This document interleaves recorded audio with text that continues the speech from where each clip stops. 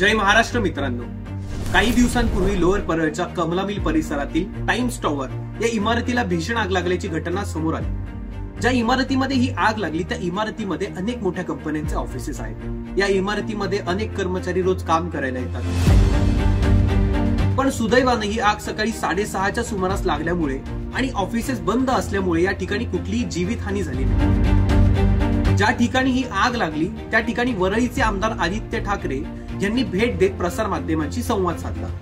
एक महत्त्वाचं मी पुन्हा एकदा सांगेन, आपण आता कमला मिल मध्ये तिथे आग लागली होती सकाळी, आणि जसं मी सांगितलं की आता मी आयुक्तांशी बोलणार आहे आणि संपूर्ण कमला मिलचं आत बाहेर पूर्ण फायर ऑडिट करणं गरजेचं आहे। वा, किती काळजी आहे ना आमदार साहेबांना।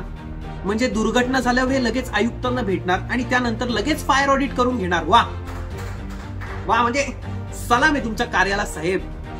पण साहेब, मुळात प्रश्न असा आहे की एखादी दुर्घटना झाल्यावरच तुम्ही जागे होऊन आयुक्तांना भेटणार आहात का?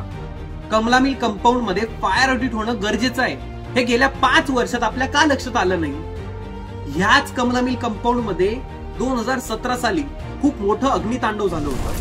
Around 12:30 last night, a huge fire broke out at Kamla Mills compound.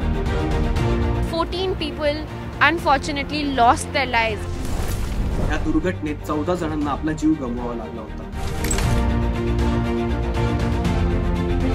याच कमला मिल कंपाऊंड मध्ये गेल्या वर्षी एका कमर्शियल इमारतीला छोटीशी आग लागली होती। या वारंवार आगीच्या प्रकरणावरून एक गोष्ट समोर येते, ती म्हणजे नियमबाह्य बांधकाम।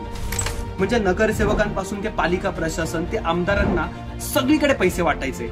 हे सगळे पैसे वाटले की आपण नियमबाह्य बांधकाम करायला मोकळे।